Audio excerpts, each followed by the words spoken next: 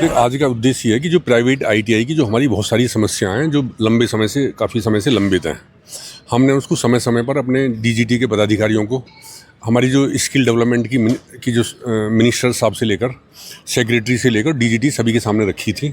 जैसे कि हमारी आईटीआई की थर्ड शिफ्ट की मान्यता समाप्त कर दी गई है। थर्ड शिफ्ट की जब हम मान्यता लेते हैं तो उसके लिए अलग से टीचर की व्यवस्था, तमाम इंफ्रास्ट्रक्चर, बिल्डिंग, सारी चीज़ें व्यवस्था की जाती है। इस तरह से उसको मान्यता को समाप्त करना किसी भी रूप से उचित नहीं है। हम लोगों को मजबूरी में, हम लोग कोर्ट नहीं जाना चाहते, मजबूरी में कोर्ट जाना पड़ा। कोर्ट ने भी आर्डर दिया है कि इनकी थर्ड शिफ्ट की मान्यता को समाप्त ना किया जाए, और कोर्ट ने गवर्नमेंट के आर्डर को स्टे कर दिया है, उस पर रोक लगा दी है। इसी तरह से यूनिट साइज को लेकर, बच्चों की मार्कशीट को लेकर, रिजल्ट को लेकर, एडमिशन को लेकर, तमाम तरह की समस्याओं को लेकर हम लोग समय समय पर भारत सरकार को अपने ज्ञापन देते रहते हैं, अपनी समस्या रखते रहते हैं, लेकिन हमारी किसी भी समस्या का समाधान नहीं हो पा रहा। इसी प्रकार से पिछले बार भी आपने धरना करवाया था, उसमें बहुत सारे लोग मौजूद थे, लगातार पुरुषोत्तम जी भी थे। पुरुषोत्तम जी हमारे, उस बार कोई कार्रवाई हुआ या पुरुषोत्तम जी हमारे बहुत जुझारू हैं। अभी इन्होंने जो है अपने हाई कोर्ट का इनिशिएटिव इन्होंने लिया, पहल की। गवर्नमेंट के साथ हम बहुत सारी समस्याओं पे करते रहे, अभी बहुत सारी समस्याओं का समाधान बाकी है। कुछ समस्याएं मेरे ख्याल से कुछ हुई हैं समस्याओं का समाधान, लेकिन हम चाहते हैं कि यदि हम, जो हमारे माननीय प्रधानमंत्री जी का कहते हैं ना कि हमको विकसित भारत, डेवलप्ड कंट्री 2047, उसके लिए आईटीआई को अगर मजबूत किए बिना कोई भी देश विकसित भारत नहीं बन सकता। तो उसके लिए हमको जो है, जो कहा जाता है ना, कहते हैं ना कि हम भारत को विश्व की कौशल की राजधानी बनाना चाहते हैं। We want to make India the skill capital of the world. यदि भारतवर्ष को कौशल की राजधानी बनाना है तो आईटीआई के पूरा जो ये इकोसिस्टम है उसको मजबूत करना अत्यंत आवश्यक है। लगातार आप लोग जिस तरीके से हर बार प्रदर्शन कर रहे हैं, ज्ञापन सौंप रहे हैं, लेकिन सरकार के कानों पर जू नहीं रही, तो क्या लगता है कि इस तरीके से प्रदर्शन करके जब कुछ हो नहीं रहा तो आगे विकल्प क्या रहता है? हम अपनी बात रखेंगे। हमने अभी कहा है, हम जिले लेवल से लेकर हर लेवल पर अपनी बात रखेंगे। हम जो है मीडिया के माध्यम से, जो भी तमाम हमारे मेल के माध्यम, पीएमओ ऑफिस, ग्रीवेंसेस सेल, जो जहाँ जहाँ भी प्लेटफॉर्म हो सकता है, हम अपनी बात रखेंगे। और अपनी बात को, चूँकि हम लोग, इसमें प्राइवेट आईटीआई कितने हैं? उनकी संख्या 13,000 है, 12-13,000 से ज़्यादा है। हम जो है, हमारी भागीदारी है, जो इंडिया की जो गवर्नमेंट आईटीआई हैं, गवर्नमेंट आईटीआई की संख्या पूरे इंडिया में जबकि 3,000 के आसपास है, हमारी संख्या 13,000 है। तो हम जो बिगेस्ट स्टेक होल्डर हैं, जिस काम को गवर्नमेंट करोड़ों रुपए खर्च करके करती है। जब कोई गवर्नमेंट एक आईटीआई बनाती है तो उसके लिए करोड़ों रुपए खर्च करती है पहले, फिर उनकी टीचर्स की सैलरी से लेकर, बिजली के बिल से लेकर, उनके इंफ्रास्ट्रक्चर से लेकर तमाम उस पर खर्च करती है, रिकरिंग एक्सपेंडिचर। लेकिन उसी काम को प्राइवेट आईटीआई वाले अपने स्वयं के संसाधनों से करते हैं। हम गवर्नमेंट से कोई पैसा नहीं लेते, गवर्नमेंट हमको कोई पैसा नहीं देती, लेकिन हम गवर्नमेंट से ये तो अपेक्षा करते हैं, उन्हें हमें सहयोग देना चाहिए। लेकिन कोर्ट ने ऑर्डर तो दिया है कि थर्ड शिफ्ट बहाली के लिए। कोर्ट का आर्डर हमने उनको दे दिया, अभी वो सर्टिफाइड कॉपी के इंतजार में है। थोड़ा आर्डर आने में कई दिन लग गए थे, जो इंटरनेट की कॉपी थी।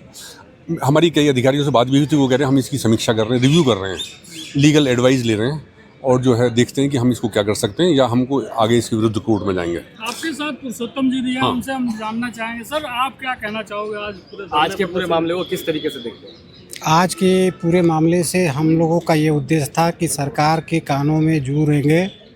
सरकार कम से कम इतना सोचे कि हम कुछ जो भी आईटीआई संस्थानों के हित में नहीं सोच रहे अभी, तो बुद्धि का परिवर्तन हो और सरकार जो है निजी आईटीआई संस्थानों के बारे में भी कुछ अच्छा सोचे। क्योंकि निजी आईटीआई संस्थान 70% कौशल प्रशिक्षण की जिम्मेदारी लेते हैं और 30% की संख्या पूरे देश में राजकीय आईटीआई संस्थानों के बच्चों के द्वारा प्रशिक्षण पूर्ण किया जाता है। अब सोचिए, 70 और 30 का रेशियो है, लेकिन सरकार जो धन खर्च करती है प्रति ट्रेनी, वो 30% पर 100% खर्च करती है और 70% पर 0 रुपये खर्च करती है। सैकड़ों करोड़ रुपए, या यूँ कहें हज़ारों करोड़ रुपए कौशल विकास के नाम पर खर्च होता है, लेकिन वो सारा पैसा केवल गवर्नमेंट आईटीआई के बच्चों पर ही खर्च होता है, या गवर्नमेंट आईटीआई संस्थानों पर खर्च होता है, गवर्नमेंट आईटीआई बिजली पर खर्च होता है, रॉ मटेरियल पर खर्च होता है, टूल्स इक्विपमेंट मशीनरी पर खर्च होता है, उनके रख रखाव और उनको और व्यवस्थित कर देने पर खर्च होता है।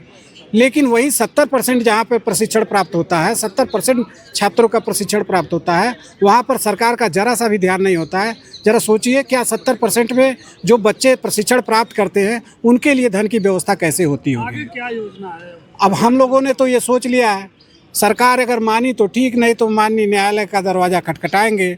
और सबसे बड़ी धन्यवाद की बात कि समाज के चौथा स्तंभ आप लोग के माध्यम से यह बातें सरकार तक पहुंचती हैं। शायद आप लोग नहीं होते तो हमारी बातें कहीं दब जाती। जैसे और पॉलिटेक्निक में बिना संस्था के मंजूरी के और टिकट नहीं मिलेगा, रिजल्ट भी नहीं मिलेगा। इसी तरह से क्यों ना आरटीआई में, उसमें आईटीआई में रूल किया जाए, गवर्नमेंट करती क्यों नहीं? गवर्नमेंट ने ऐसा सिस्टम लगाया है कि जब आप बच्चे का शुल्क प्राप्त हुआ हाँ या नहीं, एकदम आदर्शवादी कंडीशन, आपको प्राप्त हो गया आप बोलिए हाँ।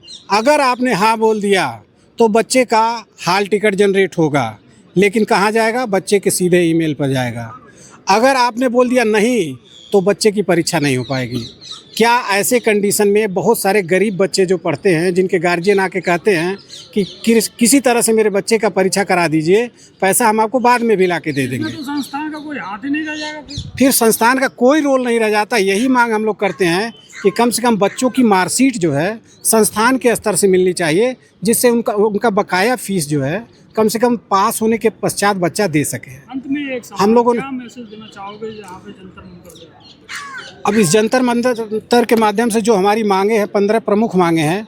लड़कियों की शिक्षा के बारे में मैंने कहा कि आईटीआई में जो होता है कि हाई स्कूल विज्ञान विषय के साथ उत्तीर्ण होना चाहिए। लड़कियां गृह विज्ञान से हाई स्कूल करती हैं, तो ऐसी दशा में लड़कियों को कैसे पढ़ाया जाए, इलेक्ट्रीशियन ट्रेड कैसे दिया जाए, फिटर जो इंजीनियरिंग ट्रेड है उसकी शैक्षणिक योग्यता हाई स्कूल विज्ञान विषय है। हमने मांग किया कि उसको हाई स्कूल पास किसी भी विषय के साथ रखिए, ताकि लड़कियों की भी शिक्षा हो सके। बहुत सारी लड़कियां जो है प्रशिक्षण नहीं प्राप्त कर पाती हैं। इसके अलावा जो हमारा 3rd शिफ्ट है उसको बहाल किया जाए। कोर्ट ने जो आर्डर दिया उसका अनुपालन करें।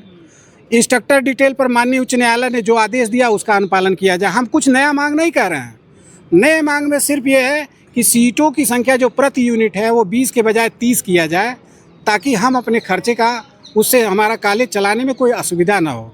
जितना पैसा है उस पैसे से हमारा कॉलेज नहीं चल पा रहे हैं। तो सर जैसे